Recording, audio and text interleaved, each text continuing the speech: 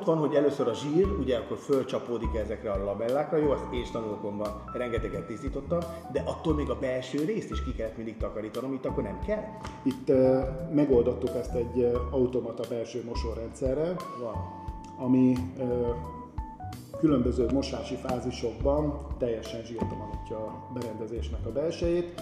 A felhasználó által beállított időablakban az utolsó főzési folyamatnak a végén automatikusan ebben az időablakban, a beállított időablakban a berendezés el fogja mosni. Na jó, de jó, na jó. De ugye a hagyományosnál ugye ott lecsapódik a zsír, van egy kanna, abba beleül, literszámra képződik, nehéz megsemmisíteni, meg zsíroldót használunk. Itt mi történik a zsírral? Hova lesz? Itt az történik vele, hogy ezáltal a mosórendszer által ez a zsír a csatorna rendszerbe lefolyik. Természetesen... De már akkor nem zsír formájába?